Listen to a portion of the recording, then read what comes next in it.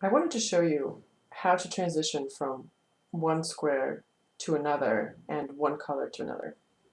You know you've finished the square because you have put the loop of your new color through the last loop of that contrast from which you were working. So you see I did a dark purple from the pink. I put the last dark purple loop into the last pink loop, and I've knit the row towards the outside edge. And on this outside edge is where I leave my string, my yarn, my working yarn for that purple color. Now, because I've reached the corner, it's time for me to pick up my next color. In this case, it's from this yarn, it's from this square, and it's this pink yarn which I have hanging in the back, right? When I did the previous row, with the previous column, this was my working outside edge, and I would leave my string, my working yarn, on the outside. Now, I have this yarn. What I need to do, and in this first row it's a little bit different from what you would do in other rows. You're ignoring this and leaving it there, and now you're focusing, you're coming back to the corner and you're working here. What you have to do is you have to pick up through this loop this next contrast yarn. So what you're going to do is you're going to use this needle, you're going to pick it up. Now you still have this loop here, so that's actually not something you need. And what you'll do is on your return, and this again is the only time you would do this in when you're changing squares. This one you slide off. This one you have to knit together. You would have knitted them together on the front. Now you're going to purl them together on the back. Let me show you that again. So what you're doing is you're purling together the loop you made and the next one and the one next to it together. And that is, again, the only time you would do this is when you're switching from one color to the next, one square to the next. Now, I can follow my pattern, but I can also just look at what's shown here. I have a knitted stitch. I need to put in a second knitted stitch. I have a purl stitch. I'm going to put another purl stitch. And I'm going to work this way all the way down my row, all the way, all the way, all the way, all the way down. And this is going to be the way I start my next square.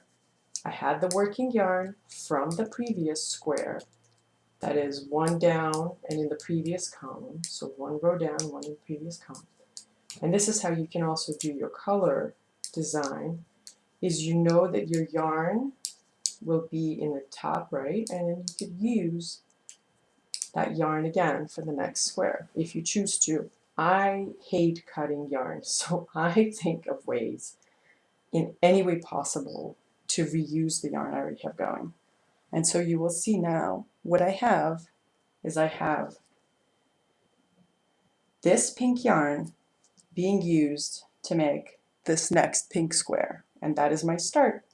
Now I'll look at my edge again. So now I have two yarns here. You can wrap this around, but you really don't have to, because this is almost the end of my blanket. I will eventually wind up cutting this off and then pulling it through the work. But if this was not the edge of your blanket and not the last column of your blanket, you would keep this going, and then the time you did the next column, you would just use it to make the next square up.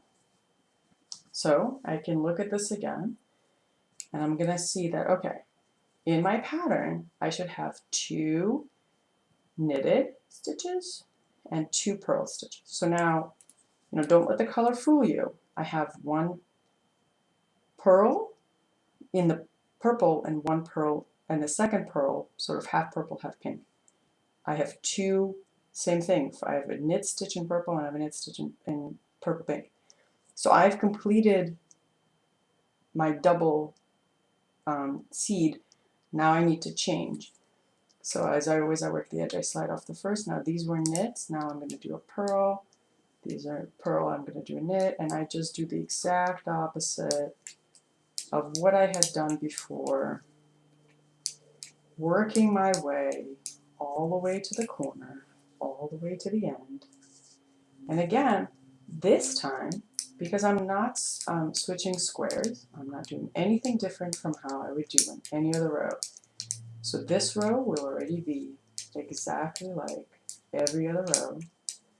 So as I work all the way down, and these needles, being size 15, make this work really quick. This blanket, while very large, it did not take a long time to work up.